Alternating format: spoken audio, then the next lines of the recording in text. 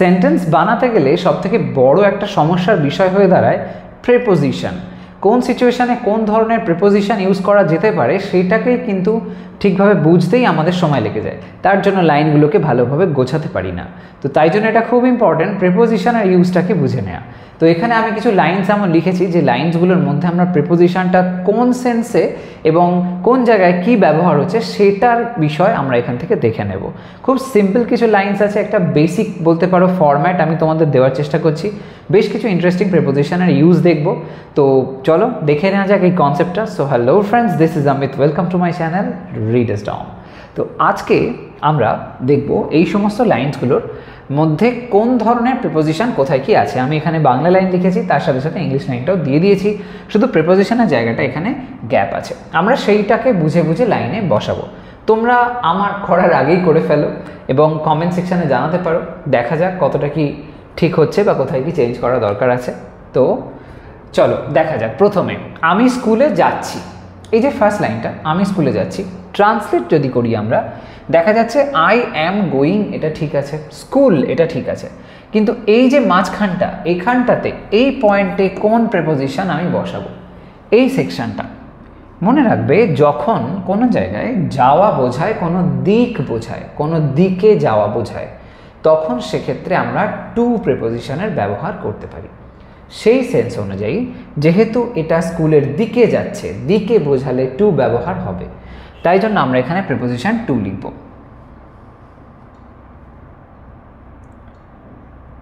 তো এখানে ব্যবহার করতে হবে টু, হলো I am going to school. তাহলে টু এর মাধ্যমে আমরা কি দেখতে পেলাম এখানে, যখন ডিরেকশন বোঝাচ্ছে, কোনো একটা দিকে যাওয়া বোঝাচ্ছে, তখন ডিরেকশন সেন্সে আমরা টু ব্যবহার হতে দেখতে পাচ্ছি। পরেরটা দেখো কি বলছে, আমি বিছানায় শুয়ে আছি। তো এই যে লাইনটা আমি বিছানায় শুয়ে আছি, তার সেন্সে কি ট্রান্সলেশনটা আসছে, আমি, তো আমি কি না বিছানায় শুয়ে আছি, আই এম লাইং, শুয়ে আছি কোথায় না বিছানায়। এবার বিছানায় অ্যাকচুয়ালি আমি শুয়ে আছি মানে কোন সেন্সে, বিছানায় নিশ্চয়ই উপরে শুয়ে আছি, মানে বিছানাটাকে স্পর্শ করে শুয়ে আছি। তো যেহেতু স্পর্শ করে কোনো কিছুর উপরে স্পর্শ করে থাকা যখন বোঝাচ্ছে, তখন সেক্ষেত্রে আমরা বলবো ব্যবহার হবে অন প্রিপোজিশনের। ওকে, অন প্রিপোজিশনের ব্যবহার হবে। তাহলে অন এখানে বলতে পারি একটা পজিশন বোঝাচ্ছে, পজিশন বোঝাচ্ছে যেটা কিন্তু ডিরেক্ট টাচকে বোঝাচ্ছে। ওকে, কোনো জিনিসের সঙ্গে সারফেসের সাথে ডিরেক্ট টাচকে বোঝাচ্ছে, যে পজিশনটা কোনো একটা কিছু যে সারফেস এর সাথে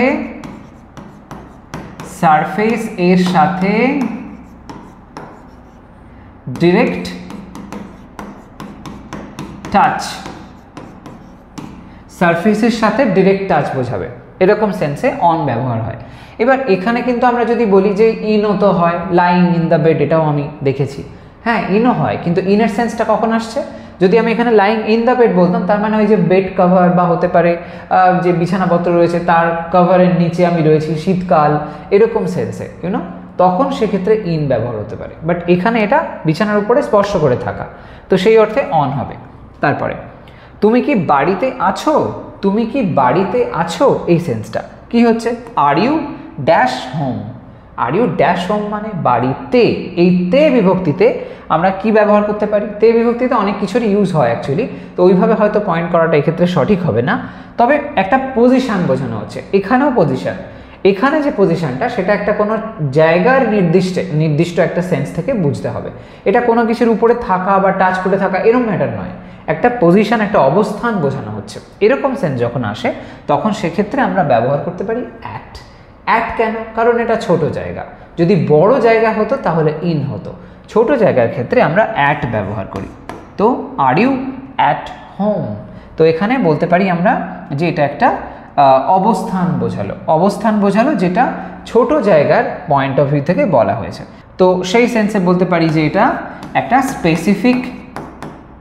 স্পেসিফিক লোকেশনকে বলছে, স্পেসিফিক লোকেশন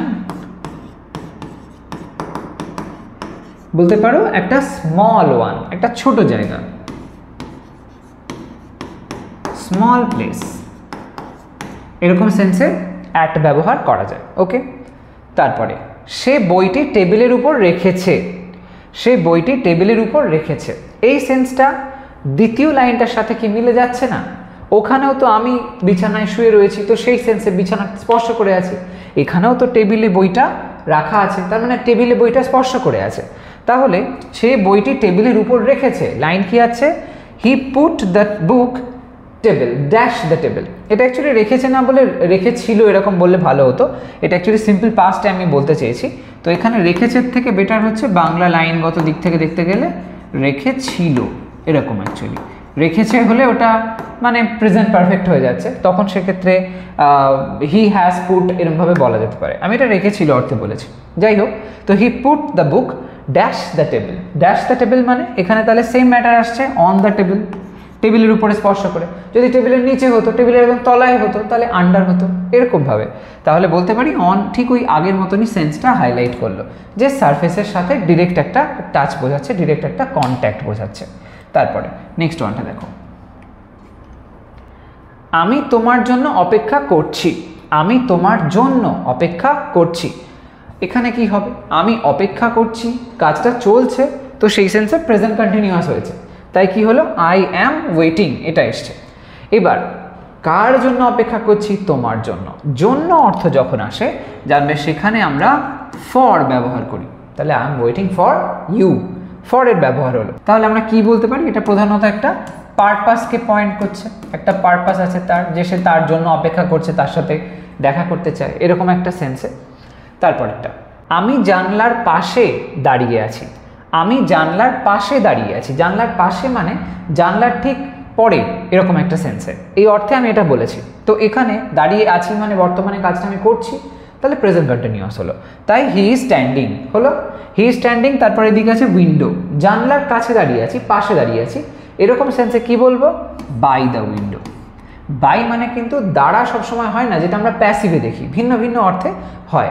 তো এখানে বাইয়ের ব্যবহারটা আমরা এরকম ধরনের সেন্সে যখন করি, তার মানে পাশে, বা বলতে পারো যে কোনো কিছুর একদম পরেই, এরকম সেন্সে। তো এটা প্রধানত যে অর্থে ব্যবহার হয়েছে সেটা যখন কোনো কিছুর নেক্সট টু হয়, এরকম একটা সেন্স আসে, নেক্সট টু এইটা, তখন সেক্ষেত্রে আমরা বাই ব্যবহার করতে পারি। এবার এখানে যদি বিসাইড বলতাম, তাহলে বিসাইড বললে অসুবিধা কী ছিল? অসুবিধা বলতে বিসাইড দ্য উইন্ডো কোনো একটা কিছু স্ট্যাটিক পজিশন বোঝায়, যার কিনা মানে স্থির কিছু আছে, যেটা মুভ করে চলে যাচ্ছে না বা কিছু। এবার আমি তো একজন মানুষ, আমি এক জায়গায় স্থির হয়ে ওখানে এভাবে থাকবো না, আমি মুভ করব, আমার নড়াচড়া আছে, এরকম সেন্সে বিসাইডটা ঠিক যেন অ্যাডজাস্ট হয় না উইন্ডোর সাথে। তো এখানে যদি বাই বলি, হি স্ট্যান্ডিং বাই দ্য উইন্ডো, এটা ঠিকঠাক লাগছে, ওখানে দাঁড়িয়ে আছে, একটা কোনো তার অ্যাক্টিভিটি আছে, তো হি স্ট্যান্ডিং বিসাইড দ্য উইন্ডো বলা যায়, বলতে পারি, কিন্তু ঠিক যেন সুটেবল হয় না, একটু কোথাও না কোথাও মনে হয় এর থেকে বাইটা বোধহয় বেটার হতে পারে। তো এই সেন্সে বাইয়ের ব্যবহারটা করবে, এই ধরনের ক্ষেত্রে বিসাইডের থেকে বাইটা অনেক বেশি অ্যাপ্রুভড। পরেরটা, আমি তোমার কথা ভাবছিলাম, মানে কাজটা অতীতে চলছিল এরকম সেন্সে। তো কি হচ্ছে? I was thinking dash you. Thinking dash you, ড্যাশে কী হবে তাহলে? আমি তোমার কথা ভাবছিলাম মানে তোমার সম্পর্কে ভাবছিলাম, এরকম ধরনের সেন্স যখন আসে তখন আমরা অ্যাবাউটের ব্যবহার করি। ওকে, অ্যাবাউট, অ্যাবাউট তাহলে সম্পর্কে জাতীয় সেন্সে আমরা কিন্তু বলতে পারি, যখন কেউ কোনো কিছু নিয়ে কাউকে ইনভলভ করে কিছু বলা হয়, এরকম সেন্সে। ইনভলভিং সামথিং বা সামওয়ান বলতে পারো, এরকম সেন্সে অ্যাবাউট করা যেতে পারে। বেসিক্যালি বাংলায় বলতে গেলে সম্পর্কে জাতীয় অর্থ যখন হয় তখন সেক্ষেত্রে আমরা বলতে পারি অ্যাবাউট। নেক্সট ওয়ান, তারা পার্কে হাঁটছিল, মানে পার্কের ভিতরে হাঁটছিল এরকম সেন্সে। They were walking dash the park, পার্কের ভিতরে, তো ইন দ্য পার্ক, কোনো কিছুর ভিতরে বা মধ্যে বোঝালে আমরা ইন ব্যবহার করতে পারি। They were walking in the park, এখানে ইনের ব্যবহারটা হলো মধ্যে বোঝানোর জন্য। এখানে জাস্ট একটা ছোট জায়গা পার্ক আমরা জানি, কিন্তু তার সত্ত্বেও পার্কের ভিতরে ওরা হাঁটছে এই অর্থটা বোঝানোর জন্য সেক্ষেত্রে আমরা ইন ব্যবহার করব। তাহলে এখানে ইনের যে ব্যবহারটা এক কথায় বলতে গেলে ইনসাইড অর্থে ব্যবহার হচ্ছে, কোনো কিছুর ভিতরে অর্থে। ওকে, পরেরটা দেখো, কলমটি আমার হাত থেকে পড়ে গেল। আমার হাত থেকে পড়ে গেল, কি বলছে? The pen fell dash my hand, আমার হাতে ছিল, হাত থেকে পেনটা পড়ে গেল। এই যে থেকে, কোনো একটা পয়েন্ট থেকে কিছু যাওয়া, কোথাও একটা পয়েন্ট থেকে মুভমেন্ট, এরকম সেন্স যখন হয় তখন সেক্ষেত্রে আমরা ফ্রম ব্যবহার করে থাকি। এক কথায় সহজ বাংলায় বলতে গেলে আমরা থেকে অর্থে ফ্রমের ব্যবহার করে থাকি। তো এই যে ফ্রমের সেন্সটা তাহলে যে অর্থে আসছে, একটা অরিজিন পয়েন্ট বলা হবে, একটা কোনো জিনিসের অরিজিন পয়েন্ট থেকে তার একটা সার্টেন মুভমেন্ট, অরিজিন পয়েন্ট থেকে একটা মুভমেন্ট বোঝাবে, অরিজিন পয়েন্ট থেকে মুভমেন্ট হলো, অরিজিন পয়েন্ট থেকে মুভমেন্ট। তাহলে বেসিক্যালি এটা একটা থেকে অর্থ বোঝায়, যেখানে আমরা ফ্রম ব্যবহার করি। পরেরটা, বিড়ালটা চেয়ারের নিচে শুয়ে আছে, বিড়ালটা চেয়ারের নিচে শুয়ে আছে। তো the cat is sleeping dash the chair, চেয়ারটা আছে তার নিচে আছে, মানে পজিশন বোঝাচ্ছে, কোনো কিছুর একেবারে লোয়ার পজিশনটা, মানে কোনো কিছুর নিচে একদম পজিশনটা, এরকম সেন্সে। তো যখন কোনো কিছু তলায় এক্স্যাক্টলি বোঝায় এরকম সেন্সে আমরা আন্ডার ব্যবহার করি, তাহলে এটা আমরা এখানে আন্ডার বলতেই পারি, স্লিপিং আন্ডার দ্য চেয়ার। তাহলে এখানে আন্ডারটা কিন্তু পজিশন বোঝাচ্ছে, রাইট, একটা অবস্থান বোঝাচ্ছে। তাহলে অবস্থান বোঝানোর সেন্সে আমরা এখন অবধি কিন্তু দেখলাম ইন ব্যবহার হয়, অ্যাট ব্যবহার হয়, আন্ডার ব্যবহার হতে দেখলাম, এরকম বিভিন্ন রকম প্রিপোজিশনের ব্যবহার হয়। তো বেসিক্যালি এটা একটা কোনো কিছুর নিচে থাকা অর্থ বোঝাচ্ছে। তো আন্ডার মানে নিচে বা তলায় সেন্সে, ওকে, এরকম অর্থে আমরা আন্ডারের ব্যবহার হতে দেখলাম। পরেরটা, সে দোকানে কাজ করে, সে দোকানে কাজ করে। তো he works dash the shop, কি হবে, দোকানে, দোকানে, দোকানটা একটা ছোট জায়গা, এরকম টাইপের সেন্স আমরা আগেও দেখেছি। তো এরকম অর্থে আমরা অ্যাট লিখব, একটা দোকানে সে কাজ করে। He works at the shop, এখানে এটা তাহলে অ্যাটটা কি হলো, সেম আগে যেরকম লোকেশন সেন্সে এটাও কিন্তু ব্যবহার হয়েছে। লোকেশন একটা স্মল জায়গা বোঝাচ্ছে, লোকেশন বা প্লেস অফ হিজ ওয়ার্ক এরকম সেন্সে, তো যেটা একটা ছোট জায়গা, এরকম অর্থে অ্যাট ব্যবহার হতে দেখতে পাচ্ছি। পরেরটা, আমি কলকাতায় থাকি, যেরকমটা ছোট জায়গা একটা স্মল প্লেস বোঝানোর জন্য এখানে আমরা অ্যাট লিখলাম, একইভাবে কলকাতা একটা বড় জায়গা, তো সেখানে আই লিভ, বাস করি কোথায় না কলকাতায়, ইন কলকাতা, বড় জায়গা বোঝাচ্ছে। তো এখানে তাহলেও আমরা একই রকমভাবে বলবো, এটাও লোকেশন বোঝাচ্ছে, কিন্তু এটা একটা ওটার তুলনায় মাচ বিগার প্লেস, তাই না? তাহলে একটা বলতে পারি যে হিউজ অর বিগ প্লেস, এরকম সেন্সে আমরা তাহলে খুব কমনলি ইন ব্যবহার হতে দেখতে পাই। পরেরটা দেখো, তুমি কোথা থেকে এসেছো, তুমি কোথা থেকে এসেছো। দেখো একটু আগে আমরা থেকে সেন্সে কি দেখলাম, এখানে দেখেছিলাম থেকে সেন্সে ফ্রম ব্যবহার হতে, এখানেও এক্স্যাক্টলি সেম, তোমার অরিজিন পয়েন্টটা কোথায়, কোথা থেকে তুমি আসছো, উৎস তোমার কি, এরকম সেন্সে। ওয়্যার হ্যাভ ইউ কাম, এটা প্রেজেন্ট পারফেক্ট টেন্সে হয়েছে, এসেছো বলা হয়েছে, তাই হ্যাভ দেখতে পাচ্ছি। ওয়্যার হ্যাভ ইউ কাম, কোথা থেকে, ফ্রম, থেকে অর্থে তাহলে এখানেও আমরা ফ্রম ব্যবহার করব, হলো এরকমভাবে। তাহলে ফ্রমটা থেকে, এরকম সেন্সটা মাথায় রাখবে যে ফ্রম ইকুয়ালস টু থেকে, ওকে। পরেরটা, সে আমাদের দিকে হাসলো, আমাদের দিকে, আমরা প্রথমে দেখেছিলাম একদম প্রথম যে আর কি, মানে যেটা আমি প্রথম ফার্স্ট স্লাইডে যেটা দেখালাম তোমাদেরকে, সেখানে আমি লিখেছিলাম, দেখো এই যে I am going to school, এই টুটাকে আমি দিকে অর্থে বলেছিলাম, কোনো একটা দিক নির্দেশ করে, মানে কোনো একটা দিকে যাওয়া হচ্ছে এরকম সেন্সে। কিন্তু যেই আমি এই লাইনটায় আসছি, যেখানে সে আমাদের দিকে হাসলো, এটা কিন্তু কোনো যাওয়া নয়, মুভমেন্ট নয়, হয়তো তাকালো, তাকিয়ে হাসলো, এরকম সেন্সের দিকে অর্থে আমরা ব্যবহার করব অ্যাট, ওকে, অ্যাট।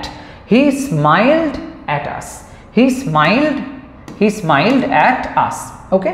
তাহলে এখানে অ্যাটের ব্যবহারটা ওই মুভমেন্টটাকে বোঝাচ্ছে না, বরং কোনো একটা নির্দিষ্ট দিকে তাকিয়ে সেই ডিরেকশনটাকে পয়েন্ট করছে, কোনো একটা ফ্যাক্টকে পয়েন্ট করছে, তো এরকম সেন্সে। তো এক্ষেত্রে মনে রাখবে, বিশেষ করে যখন এরকম স্মাইল, লুক ইত্যাদি থাকে, এগুলোর ক্ষেত্রে লাফ এরম হয়, এগুলোর ক্ষেত্রে জানবে ফিক্সড প্রিপোজিশন অ্যাট বসে, স্মাইল, লুক, লাফ, এগুলো যখন থাকবে দেখবে যার দিকে তাকিয়ে এগুলো করছে, সেক্ষেত্রে কিন্তু সবসময় তোমাকে ওই ফিক্সড অ্যাট লিখতে হবে, ফিক্সড অ্যাট, ওকে, অ্যাটের ব্যবহারটা তখন হবে।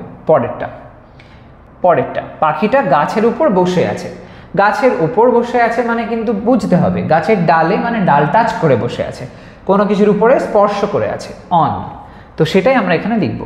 দ্য বার্ড ইজ সিটিং, বসে আছে, কন্টিনিউ হচ্ছে, present continuous tense, on the tree, okay, on the tree, same position বোঝালো, সারফেস টাচ করে থাকা কিছু একটা, এরকম অর্থে।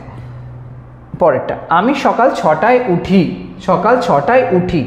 I get up, I get up, টাইমের আগে অ্যাট বসাই আমরা। টাইমের আগে প্রধানত যখন আমরা আর কি বলতে চাই এই সময় 7টা 8টা 9টা 10টা, তখন আমরা অ্যাট বসাই। তো এখানে আমাকে অ্যাট লিখতে হবে। অ্যাটের ব্যবহারটা টাইম সেন্সে অ্যাপ্লাই হলো, এক্স্যাক্ট একটা এই সময়ে ওঠে এই অর্থে। ওকে, পরেরটা দেখো, লাইনটা দেখো, সে অফিসে গাড়ি করে যায়, অফিসে গাড়ি করে যায়, সে নিয়মিত যায় অফিসে গাড়ি করে, এই অর্থে হি গোজ ড্যাশ অফিস বাই কার। আচ্ছা, এখানে অ্যাকচুয়ালি আমি দুটো ড্যাশ দিতে চেয়েছিলাম, এখানটা তো একটা ব্ল্যাঙ্ক রাখতে চেয়েছিলাম, তো ভুলবশত টাইপ করে ফেলেছি। যাই হোক, এখানে বাই এর ব্যবহারটা কেন হলো সেটা আমি বলতে চাই। আর একটা পয়েন্ট হচ্ছে এখানে হি গোজ অফিস মানে অফিসের দিকে যায়, যেটা অলরেডি আমি বলেছি তোমাদেরকে যে অর্থে হয়। তো কোনো কিছুর দিকে যাওয়া অর্থে মুভমেন্ট যেই বোঝাবে তখন লিখতে হবে টু। তো he goes to office, he goes to office গাড়িতে করে। যখন কোনো একটা মানে ধরো ট্রান্সপোর্টে করে, কিছুতে করে, ধরো গাড়ি হতে পারে বা ট্রেন হতে পারে, এতে করে যখন যাওয়ার কথাটা বলবে তখন সেক্ষেত্রে বাই ব্যবহার করতে হয়। কিন্তু তুমি যদি আবার হেঁটে যাওয়া বলো তাহলে কিন্তু আবার বাই হবে না, তখন অন ব্যবহার করতে হবে, অন ফুট এরকম হয়। যাই হোক, হি গোজ টু অফিস বাই কার। তো এখানে টু এর ব্যবহারটা লক্ষ্য করলাম। আমি তোমার উপর গর্বিত, আমি তোমার উপর গর্বিত। এখানে যে উপর সেন্সটা, এই অর্থে কোনো কিছুর উপর অর্থে বোঝালে আমরা অন ব্যবহার হতে হয় জানি, কিন্তু এখানে আমরা অন ব্যবহার করতে পারবো না। I am proud dash you, ছোটোবেলা থেকে আমরা এই লাইনটা কিন্তু ওই মাই স্কুল ইত্যাদি ইত্যাদি লেখার ক্ষেত্রে এরকম এই প্রাউডের পরে কিন্তু আমরা কথাটা বলেছি প্রাউড অফ। তো এখানে আমরা অফের ব্যবহার করব। এই অফটা কোন ক্ষেত্রে হয়? বিশেষ কিছু কিছু শব্দ আছে, যেমন ধরো এই প্রাউড, অ্যাওয়্যার ইত্যাদি রকম শব্দ আছে যেগুলোর পরে কিন্তু দেখা যায় অফ একেবারে ফিক্সড প্রিপোজিশন হিসেবে ব্যবহার হয়। এখানে অফটা কোনো কিছুর উপরে তার যে মানে বলতে পারো যে তার যে মানে ইমপ্রেশনটা, প্রভাবটা, সেই সেন্সটাকে কিন্তু বেসিক্যালি হাইলাইট করে। তো এটা একটা কাইন্ড অফ ফিক্সড প্রিপোজিশন হিসেবে কিন্তু কাজ করছে। তো এটা ফিক্সড, আর কি বোঝাচ্ছে? আর হচ্ছে এটা একটা ইমপ্রেশনকে বোঝাচ্ছে, কোনো কিছুর উপরে কারোর ইমপ্রেশনটা কীরকম আছে সেই পয়েন্ট থেকে। ওকে, তো যাই হোক, পরেরটা দেখো, সে খবরটি টিভিতে শুনেছে। এটা শুনেছে না বলে শুনেছিল, এরকম সেন্সেই দেখলে ভালো হয়, যদিও এরকম আমরা পাস্টেও বলি অনেক সময়। তো সে খবরটি টিভিতে শুনেছিল, তো he heard the news dash TV, টিভিতে শুনেছিল। এবার টিভিতে যখন শুনেছিল এই সেন্সটা যখন জানবে কোনো কিছু মিডিয়ার মাধ্যমে শোনা বোঝায়, তখন সেক্ষেত্রে অন বসে, অন। ওকে, যেই মিডিয়ার মাধ্যমে শোনাও, টিভি হতে পারে, রেডিও হতে পারে, এই ক্ষেত্রে অন তোমায় লিখতে হবে। He heard the news on TV, ব্যাস। তো এটা মনে রেখো যে মিডিয়া যখন সেন্সটা আসছে তখন সেক্ষেত্রে আমরা কিন্তু অনের ব্যবহারটা করছি। ওকে, পরেরটা, তারা নদীর পাশে হাঁটছিল। নদীর পাশে হাঁটছিল মানে নদী লম্বা বয়ে গেছে, তার পাশ দিয়ে হেঁটে হেঁটে যাচ্ছে, এরকম সেন্সে। তো they were walking dash the river, কি বলবে? ওয়াকিং ড্যাশ দ্য রিভার, একটা নদী যে বয়ে যাচ্ছে তার পাশ দিয়ে আমি হেঁটে হেঁটে যাচ্ছি, এই সেন্সে আমায় বলতে হবে along। Okay, along, they were walking along the river। এই যে alongটা, এটা বেসিক্যালি যে অর্থে ব্যবহার হয়েছে সেটা হচ্ছে ওই কোনো কিছুর সাথে সাথে দীর্ঘ লম্বা একটা কিছু, তার সাথে সাথে একটা মুভমেন্ট, একটা বেশ লম্বা সময় তার সাথে সাথে যাচ্ছি আমি হেঁটে, এরকম একটা সেন্স আসে যখন, তখন আমরা along ব্যবহার করতে পারি। তো সেক্ষেত্রে লিখতে পারি যে মুভিং, মুভিং beside, beside ধরো একটা লম্বা কিছু, তো সেই সেন্সে beside the length of something, length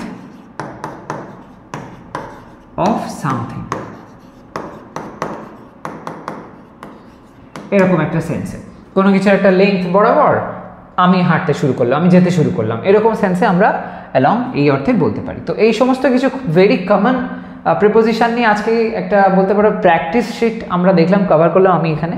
তো তোমরা এরকমভাবে বিভিন্ন রকম লাইন বানাও, আর এই যে প্রিপোজিশনের ডিফারেন্ট টাইপ অফ ইউজগুলো দেখলাম আমরা, এগুলোকে মাথায় রাখো। তো কোথাও কোনো কনফিউশন থাকলে কমেন্ট সেকশনে অবশ্যই আমাকে জানিও। সো আজ তবে এটুকুই থাকছে, সবাই ভালো থাকো, সুস্থ থাকো, ভিডিওটাকে একটা লাইক করো, শেয়ার করো, আর চ্যানেলটাকে সাবস্ক্রাইব করে নিও। বাই।